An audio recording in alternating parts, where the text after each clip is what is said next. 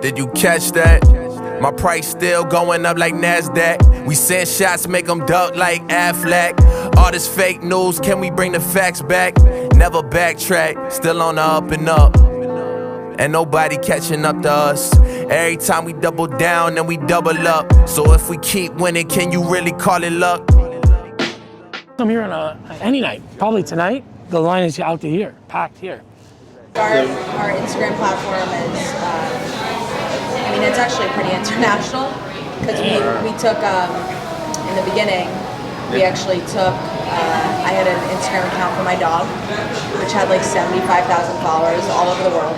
I had to beg for this. Dog people are. We did. So I was like, let me just try and do it again with a food account. I'm like, it's a little bit harder.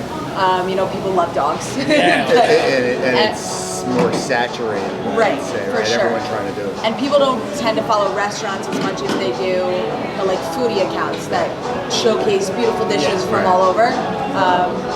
But so he convinced me that we should just try and flip it.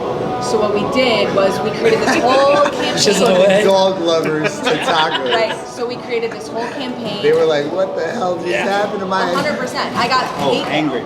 Sure. I had to watch the comments when we posted the cocktail pic because it would be shit like, "What the fuck? Where's the dog?" Yeah. Delete. No, people just like ripping us, getting like nasty emails. And so she went from just being the dog to we were like, we gotta keep the dog in there somehow. So in the beginning, for like the first 6 months, it was a food post or a cocktail post, then a dog post. Right. And so we kept her in the brand, and then now she's like. What was the name of the dog? So the whole thing. The dog account was Dallas the Wall Pig. Because when she was a puppy, she looked like a walrus piglet. Okay. So she was Dallas the Wall Pig, and actually, if you search Wall Pig on Google now, a suggestion for her brand or her breed comes up. So we changed Google, which is cool.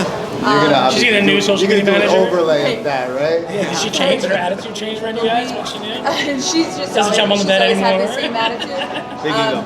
But so we started this whole campaign, like the dog was opening the restaurant, like pictures of her with like a paw print on a leash, like this kind of a thing.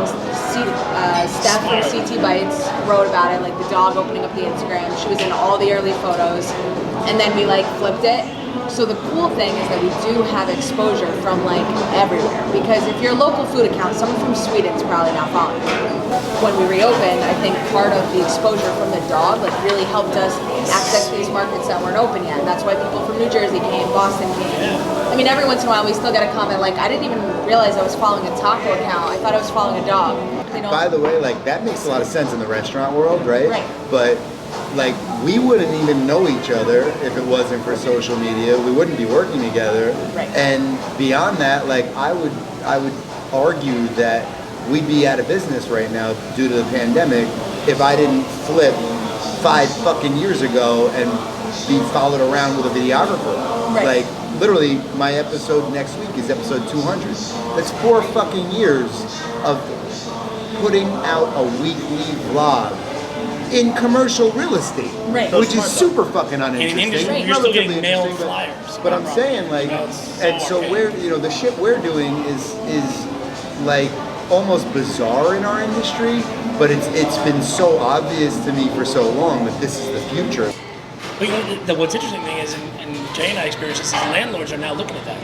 Right. They want to know what you do socially, and if you're not up to that par, it's almost as important. Like, how much money do you have? What's your experience? What did you do? It's a lookbook into. It's a fucking life resume. Like for me, it's literally like I could never think about actually carrying a business card, Right. And the way that like my Instagram, I couldn't give a shit how many followers I have. It's literally. So after I meet you and you go to my Instagram and you're like, oh shit, this guy represents these companies and have been doing this for that long, and oh, by the way, his kids are fucking cute and they rap and spin records, like right. That's cool.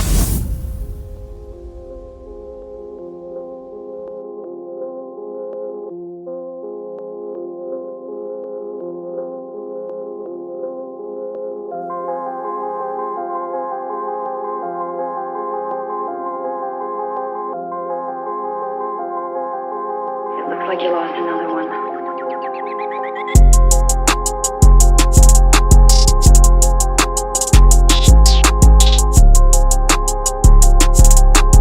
fake news, can we bring the facts back? Never backtrack, still on the up and up. And nobody catching up to us. Every time we double down, then we double up.